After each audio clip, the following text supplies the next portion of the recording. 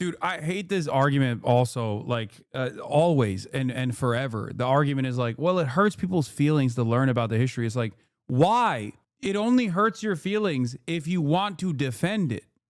Okay?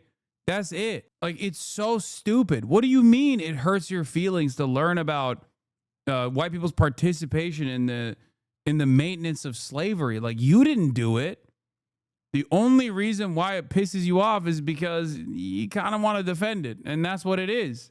Here's Lindsay Halligan, special assistant to the president, on Fox News, talking about the Smithsonian Museum being too woke. So, like just about every other country in the world, the United States has got a checkered past. I mean, what should we do in terms of our museum? Should we ignore that? Should that be massaged in a certain way to make it less significant? I mean, some of the worst episodes in our history were formative experiences that led us to where we are today, and those typically are reflected in museums. Yep, I think the fact that we had our country was involved in slavery as slavery, I don't know. I'm just here to collect a paycheck. Like, look. Museums. Yep, I think the fact that we had our country was involved in slavery is awful. No one thinks otherwise. But what I saw when I was going through the museums personally was an overemphasis on slavery, and I think there should be more of an overemphasis. We're so cooked. On how far. Like, this person is making decisions.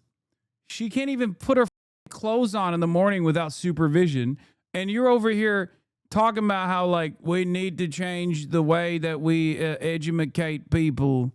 There's too much focus on slavery. Far we've come since slavery. Our country is a country of progress, and it's the greatest country in the world, and we should be able to take our kids, our students through the Smithsonian and feel proud when we leave. There's a lot of history to our country, both positive and negative, but we need to keep moving forward. We can't just keep focusing on the negative. All it does is divide us, and we really need to unite the country and focus on all the positive as we approach America's 250th birthday. All right.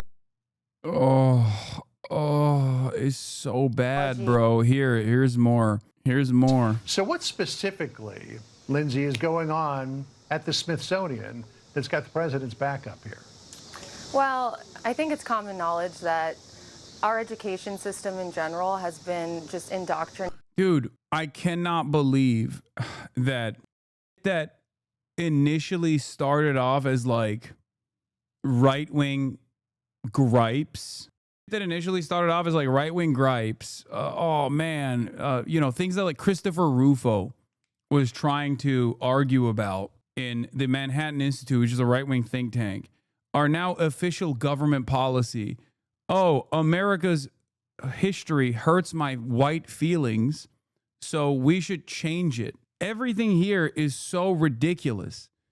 Like, every aspect of this conversation is insane, dude. It's just a part of American history. What do you mean? The way that we are presenting it is already fairly whitewashed, okay? These institutions already have like a shield to preserve white people's feelings around these kinds of issues anyway. She literally said there's an overemphasis of slavery at the National Museum of African American History. Like, what the how did they get here, man? What do you mean? Like, that's profoundly important. That's it. With political ideology and various ideological narratives. And the Smithsonian is really a version of education. It could be the foundation of our American education.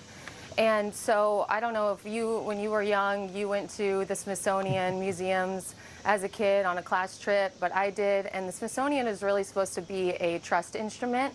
And what's happened is it's become more of a platform upon which the curators and leadership at the Smithsonian can push ideological narratives. And we really want to help the Smithsonian be the gem, as you described that it is, yep, and represent our nation properly and truthfully. Yeah, I mean, that, oh God. Here's Michael's. This was like unimaginably racist a couple days ago. I didn't even cover it. People who speak like this should not be getting platformed on CNN, man. What the hell? Like, this is not spirited discourse at this point. And Abby Phillips is black. She's the host of the show. This conversation was so insane, dude. Have you looked at some of the things that are being reviewed? Yeah, slavery was a bad thing that was to talk about. Okay. Like, he's not whitewashing slavery. So he's not? He's not. No, okay. He's not. And you cannot tie imperialism and racism and slavery to just one race, which is pretty much what every single exhibit does. But let's talk about the fact. What the? Wait, who was like? What is she doing? The Jews did the transatlantic slave trade thing or something? Like, what is she trying to say? Hold up. What do you mean? If we're talking about the transatlantic slave trade specifically as a formative part of American history, yeah, it was the white people. Like, what? Like, overwhelmingly, by and large, it's an American museum talking about African American history. Yeah, they're going to talk about Americans who did slavery. Hasan, please just stop. You sound stupid. Yes, you are right. I am the one who sounds stupid here. And slavery to just one race, which is pretty much what every single exhibit does. But let's talk about the fact that when you look at slavery, let's talk about the fact. Slavery in America was Less than 2% of white Americans owned slaves. But it was a system of white supremacy. You know, I can't believe we got Richie Torres coming in hot here. That's like such an objectively insane statement to make. What do you mean less than 2% of white people? Okay. No, she says black people also had slaves. Oh my God. Insane. owned slaves. But it was a system of white supremacy. You realize that slavery is thousands of years old? White people were Do you know the slave who owners. was the first race to try to end slavery? What is that? Slavery is 1,000 years old. Okay. And America is the first country to end slavery. Not correct.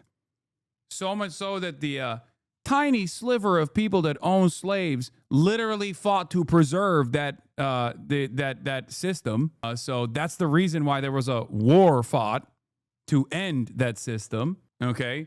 Other countries were like, yeah, we should move away from this. America was like, nope. So much so that there's an entire now woke national holiday called Juneteenth where slavers literally escaped to Texas and we're just like, let's just keep it going. Maybe they won't notice. There is a separate holiday, separate now national holiday for the additional liberation of slaves that took place after the abolition of slavery in this goddamn country. Thousands of years old. White people were Do you know the slave who owners. was the first race to end slavery? The first race to try to end slavery. Yeah, I know her ass is not talking about the good Reverend John Brown, okay? I know she's not talking about that. Okay, This is such a Trumpian thing, too, to be like, white people preserved it, maintained it, and they enslaved black people. It is different from other forms of slavery because of how unimaginably cruel the practices were and how it was defined by a genetic ancestry, the notion that black people were inferior and not human and simply cattle. The practices were so ruthless and the people actively defended it and fought and died to continue the maintenance of this system. And in 2025, you still have people going, well, white people ended slavery. That is crazy, man. She's taking credit for all white people right now. That's kind of epic. Yeah, we started it, but we also tried to end it is a hilarious thing to say. That's why I said it's a Trump route. Yeah, I broke it, but I could continue breaking it. But here I am, no longer breaking it. Shouldn't you actually appreciate me for that? Israel could do a much worse version of the genocide that it's currently doing if it wanted to. Shouldn't you praise Israel for not doing the an even worse version of the genocide that it's doing? It's always the same. This is an extraordinary exercise in historical revisionism. I'm really surprised. Do you realize that? Jillian, I'm surprised that you're trying to litigate who was the beneficiary of slavery and I'm who not. was not. Yeah, it's like, hey, excuse me. How about you offer some praise to the good man Adolf Hitler? After all, he was responsible for killing Adolf Hitler. That's the type of argument she's making here. Okay? It's crazy. What do you mean? The is this? What are we doing? This is on CNN, bro. This is not Fox News. I feel like a decade ago, this would be the outlier on a Fox News panel. And even would have other Fox News hosts be like, okay, maybe that's a bridge too far. You're saying the quiet part out loud.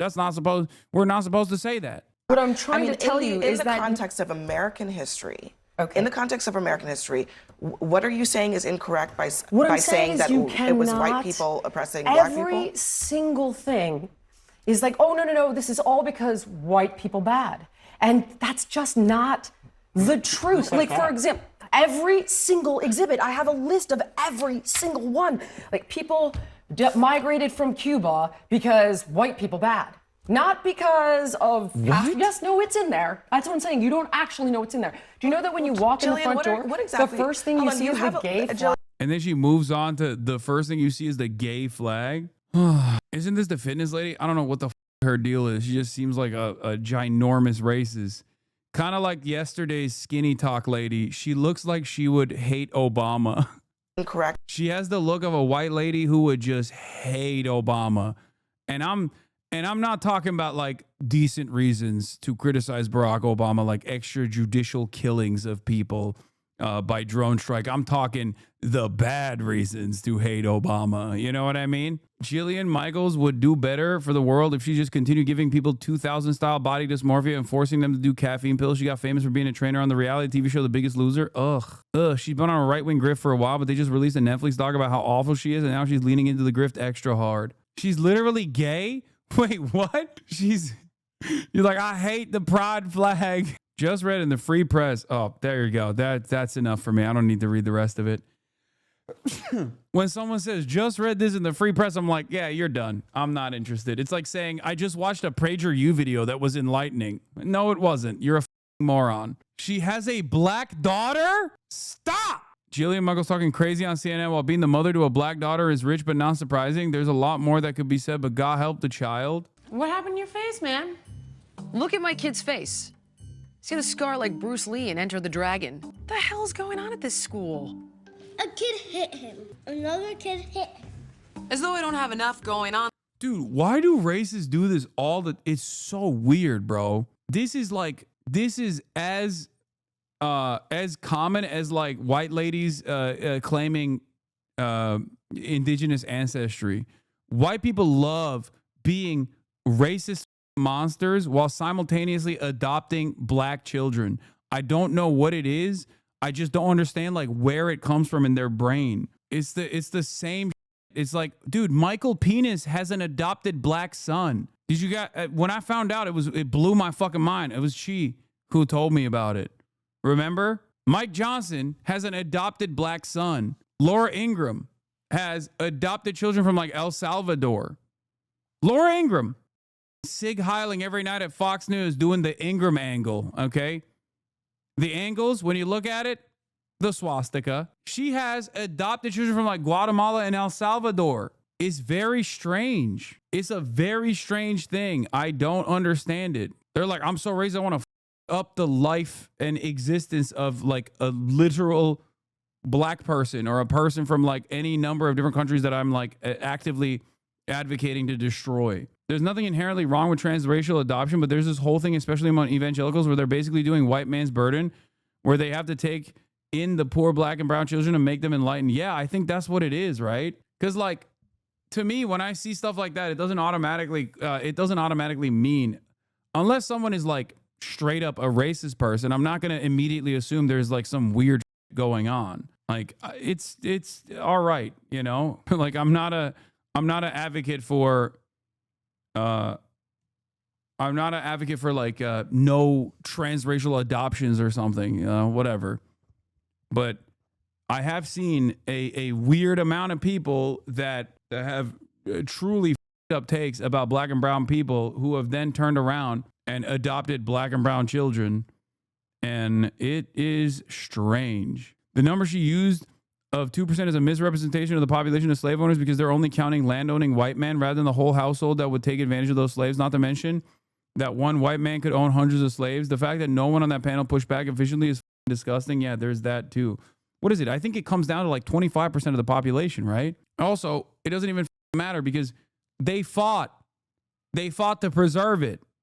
The South in its entirety fought to preserve it. What are we talking about? 32%. That's just a lie. It was 0.3%. Oh, 2% if you include the North, 20 to 25% if you focus on the South.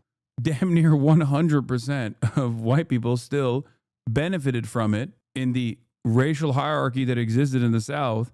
And an overwhelming majority of them fought to preserve this system. And a decent chunk of them still fought to prop up the same racial pecking order in the South in the Reconstruction period that they successfully undermined and destroyed. Like, why the are there so many racialized disparities in this country to this day? Even the abolition of slavery still has an allowance for slavery through the prison system. It's in our laws. Slavery as a mechanism of punishment is still very much constitutionally A-OK. Do you ever stop talking about race or slavery? Yeah, all the time, dumb. It just happens to be that this is the point that they are bringing up. Why does it frustrate you so much that I'm doing pushback to people who are like, yeah, let's just like forget about slavery. I mean, it's not that big of a deal. God damn, dude. People are so gross. Honestly, the point though, why is this even a topic of discussion? Slavery happened. The black were oppressed and the whites were the oppressors. What is this obsession on the slave owner's skin color? On God, I don't understand. Americans.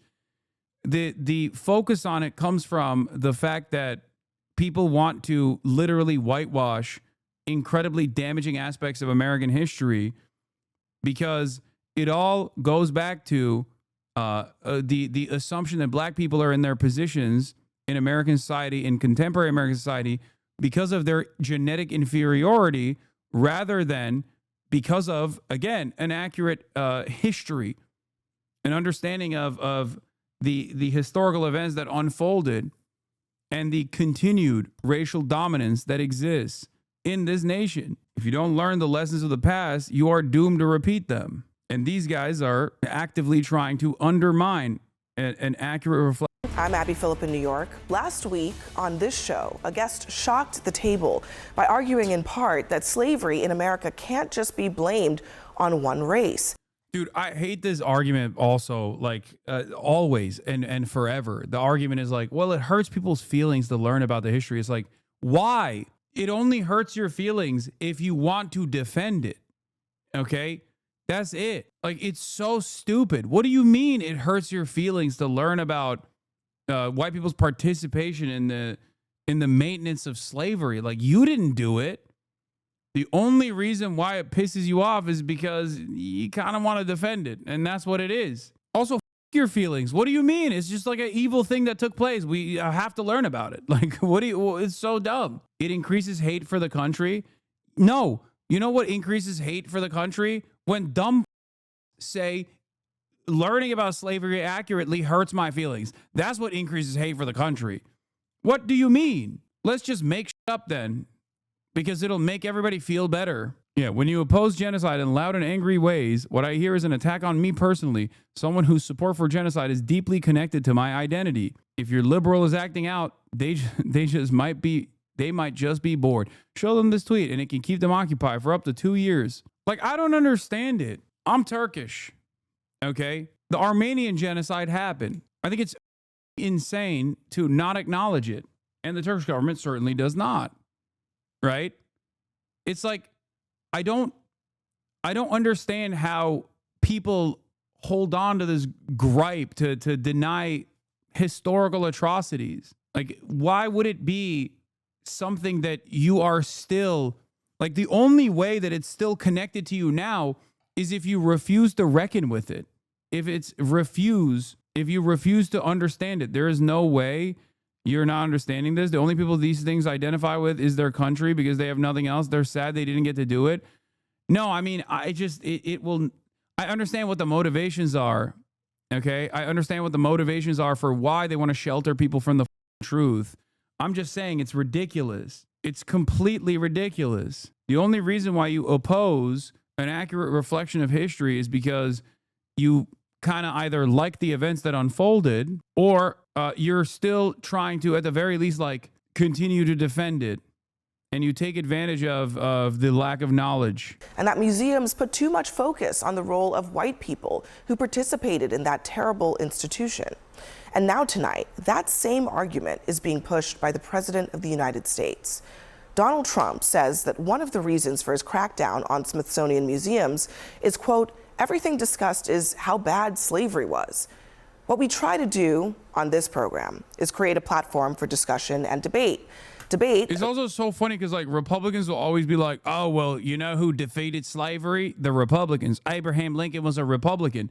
Okay, but right now in 2025, you're the defending Confederate statues. Your friends who are wearing the stars and bars are going out to vote for Republicans. What am I supposed to do with this information? Like, what do you mean? So why are you defending it then? Okay, defend the Republicans, historic Republican Party. It makes no sense. Like, that is an active denial of the reality that you can see.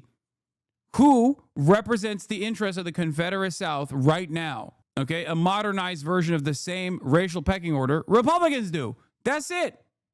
That's it. What do you mean? You're the one who's defending the Confederate statues. You're doing that because it's a reinforcement of the racial pecking order. The reason why those statues were planted outside of courthouses was to remind black people how things used to be and how things still are. Yeah, it's a very stupid meme, but it's true. It's like, you know, it was the Democrats who fought for slavery. That reflects the very real differences that exist in this country. It's what echo chambers in our society fail to do, frankly. But on this topic, it's important to say objectively, slavery was indeed bad. It was evil, the nation's original sin. And it is impossible to understand the true history of this country without fully grappling with slavery's impact. Simply because of their birthplace and the color of their skin, the bodies and spirits of black men, women, and children were exploited for profit and power. They were forced onto ships, bound by shackles and collars that ripped off their skin.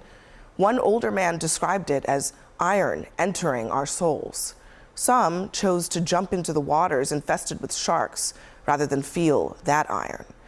Now, once they arrived on this very soil, they were forced to work by way of the whip, despite being starved, sleep deprived, threatened, tortured, physically and psychologically.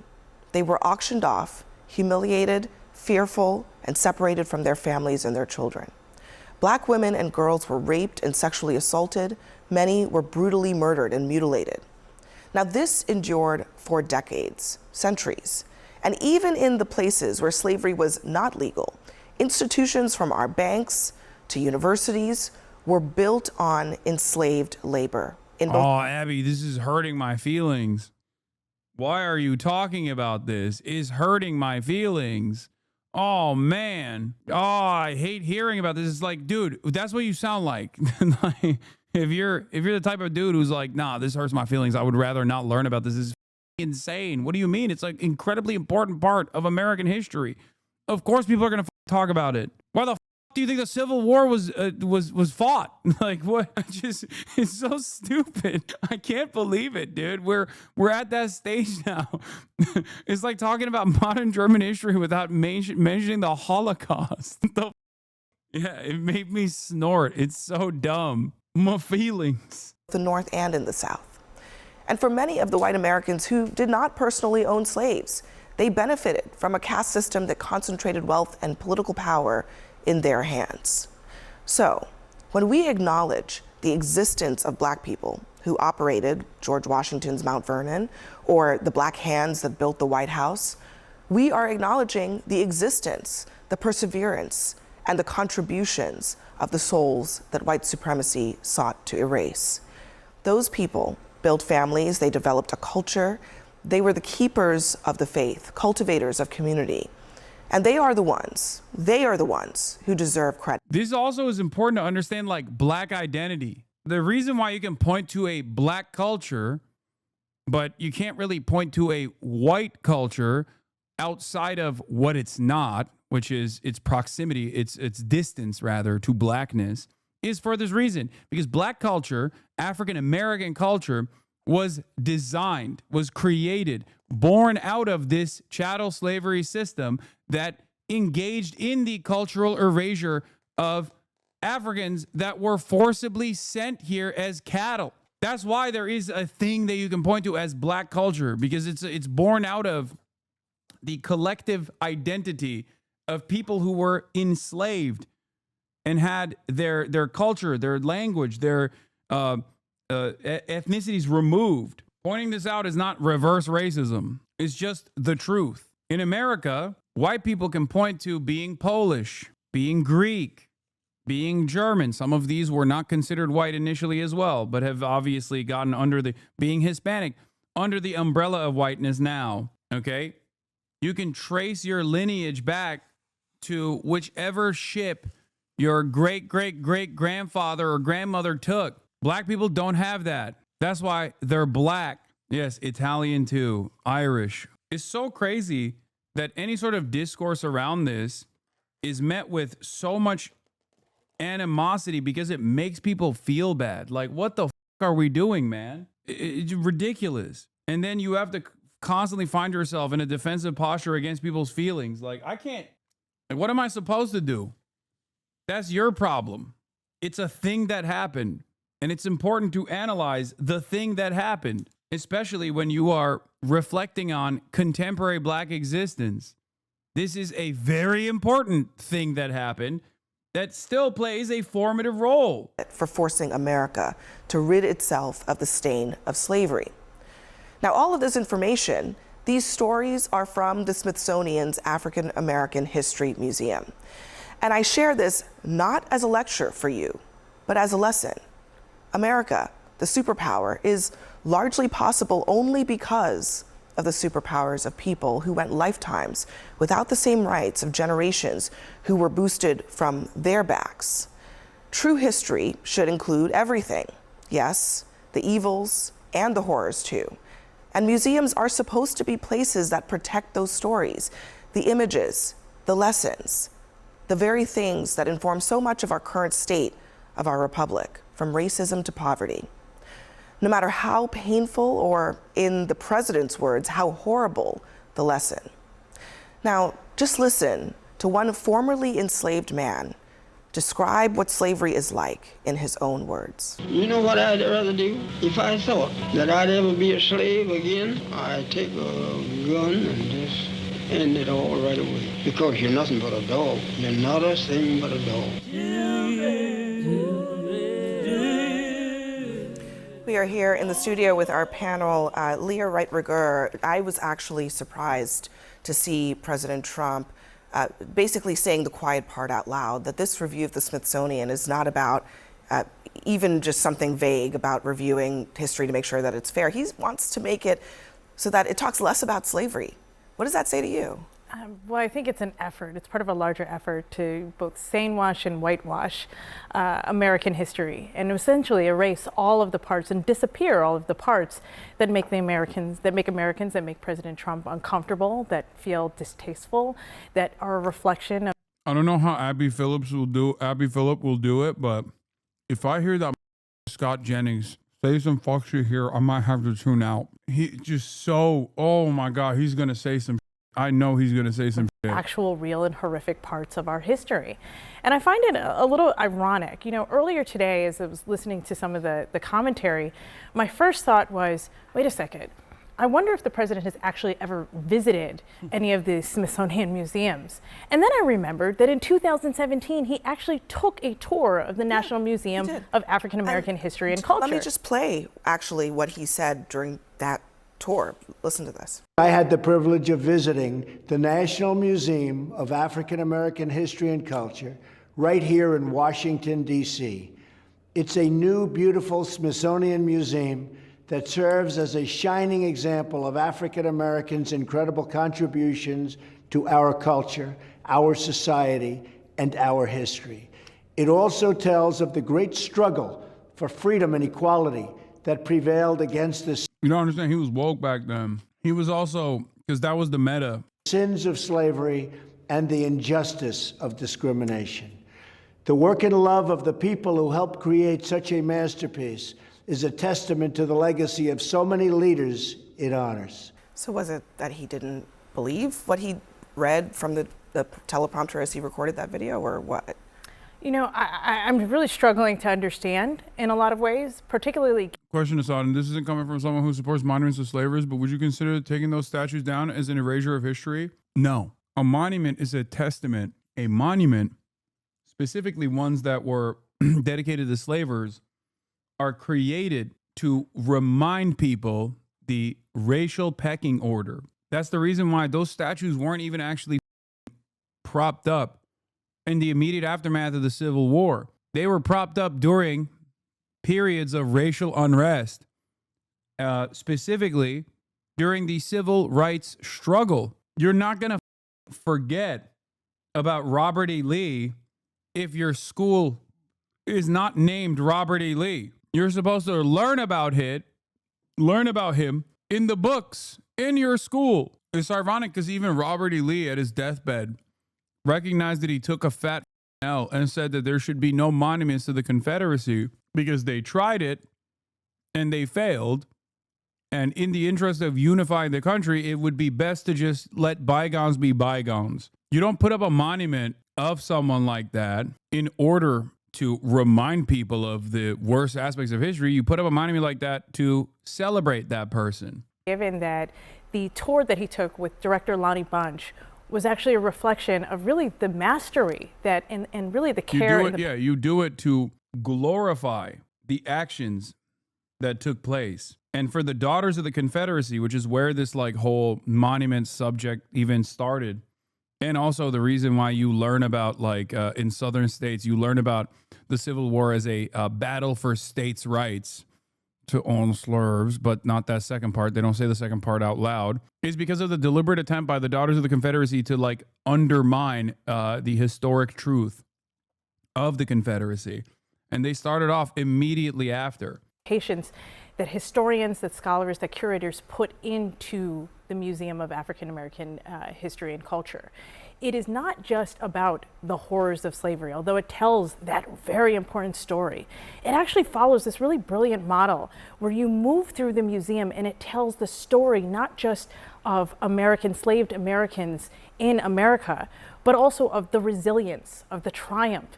And in doing so, it tells a story that is very much about democracy and about a quest for democracy and the way that Americans both built this country, but also the story and the narrative of like a truly American experience. And so for the president, I think, to just simply erase that and push that away tells it, particularly after praising it a few years ago, tells us that this is part of a much larger agenda. This is part of a much larger agenda to erase things that really, I think the country is just refuses to deal with and is really uncomfortable with. He said as much by ending this post with, "This country cannot be woke because woke is broke." He says, "We have to have the hottest country in the world and we want people to talk about it, including our museums." Why is he equating talking? Okay, he's gotten dumber. Like, he really has visibly deteriorated. Even his statements now are stupider than they were before, and they were very stupid even back then. About slavery with woke. Well, look, I think, let me just start this conversation by saying that my personal view is slavery was a reprehensible institution. I agree with your words that it was our original sin. We also fought a war to eradicate it and to get over it as a country. And that was a necessary thing that happened, and a lot of people died, and we did eradicate it, and that's a good thing. I think what he's asking is, in our museums, what defines us? Are we going to be defined by the worst moment or the worst institution or the worst mistake we ever made? Or are we going to be defined by what we've done moving forward to get over it and to become the greatest nation on the earth? My belief is that he wants... First of all, we can't even... What do you mean get over it? He's like, it's the original sin, but we got to get over it. It's crazy. He's trying to sane wash what Trump is trying to say, which is so stupid because he just basically ends up regurgitating the position of the museum to begin with, which is an accurate reflection of events and the tremendous struggle that Black people faced, and the resilience. That's like what he's describing is what the museum is currently doing. So what needs to be changed? Wants to look at these museums, not because he wants to do away with the idea that slavery occurred, but that he wants to ask a very simple question. Are we going to present ourselves as being exceptional or not? And I think he believes there is an effort by some to continue to try to define us from our worst moment instead of try to focus and define us based on our best moments, which started when we eradicated. For the record, that lady that's sitting there is Joe Biden's State Department spokesperson. She works for a PR firm that is now doing PR. I think it's called 7 Letters. Is now doing PR for the Gaza Holocaust Foundation, GHF, the fake aid distribution mechanism that they created. Just so you understand how disgusting a lot of these monsters are. Oftentimes, it's not just the racist white man who is a major piece of shit, on that table. You know, he is still the biggest piece of shit there. Make no mistake. But, you know, there are others as well. Do not let them run away with it. Slavery and began to move forward as the light of the world. And so that's what I think. Museums, that's what makes us an exceptional nation, is because they tell the history and the story of our country, and therefore, you know, these horrible, horrific moments in our history. The original sin, as Abby talked about, when it comes to slavery, has, you know, we of course did eradicate it, but look where we've come today. And I think those museums, like to your point, make America exceptional. And in museums all around the world that document atrocities, whether it be, you know, from Nazi Germany to eradicating slavery here in the United States, you have to learn the lessons of the past. And to deny it is to defend it. I don't think he's denying it. And Bachi may want to comment on this as well. But I think what he wants to ask is a simple question. As we present our history, are we spending most of our time focused on something terrible? Are we going to spend more time as we enter our 250th anniversary focused on what this country has done to improve the lives of every single person? Brother, I don't know what these guys think the purpose of a museum is. Like what? Like museums are not supposed to be presenting like a future vision of what things are going to look like in the future. It's the history of African Americans in the nation that's doing its function. Who lives here? We are the light of the world for a reason, because we're an improving commodity. The question I ask when I hear you say that is, why? I mean, the idea that slavery happened, it's hard to understand what we've overcome if you don't even talk about what it was. You know, I think that kind of waters down the whole. I don't think anybody is proposing that we ignore that it happened. I don't think that's accurate. I think that the problem is that there are people, and Scott used the term a couple of times, and I don't think it was meant with any type of ill intent, but he said, you know, we got over it. And I think that's the problem. I think that there are a lot of people in this country who believe that for some reason we got over it. I mean, the fact is that American chattel slavery is vastly different than what Jillian Michaels and others talk about when they talk about slavery around the world. I mean, the chattel slavery system that we had was extremely transactional. It was actually codified in law, and it was based upon the color and race, as you so eloquently pointed out in your opening. And so not only when you think about that portion of where we are. Finally, a panel where I hear Bakari Sellout speak, and it doesn't immediately demand a blood-curdling response. Once again, another pro-Israel, awful person on the right side in this argument, of course. But just make no mistake. 26 of our first 30 Supreme Court justices owned slaves. The people who are on our money every single day owned slaves. United States presidents, members of the United States Congress owned slaves.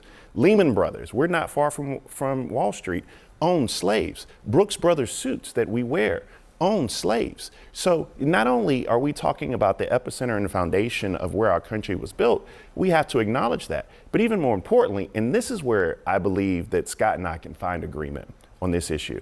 Boo. Breon and Megan Walker are two of my best friends in the world. Their dad was the first African-American SGA president at the University of South Carolina, right? He was an exec at IBM, but he was one of the first, right? We're still talking about first that emerged and stood on those shoulders. I tell the story often about my mom and dad. My mom helped desegregate high schools in Hamilton High School in Memphis. Baya Unger Sargon of Akkad's there? Oh, hell no. Is there like a contingency on CNN panels where you have to be pro-Israel, by the way? Like, as long as everybody is in agreement that Israel is the most moral nation on the planet, you can have any argument you want, any back and forth you want on other issues. Like, every single person that we saw so far, with the exception, I don't know, of the First Lady, is quite literally a pro-Israel mouthpiece. Incredibly strange. and to see my dad shot in the Orangeburg Massacre. This is a part of my story. This isn't some faint, distant history. Yeah. And so the reason I bring that up is because I think that American exceptionalism talks about the fact that Black folk help, enslaved folk help build this country for what it is. Mm-hmm. They built Washington, D.C., but all of us are around this table. Abby, myself, all of us, not just Abby and myself, all of us are around this table because of the sacrifices and the blood and the sweat and the tears these people poured in.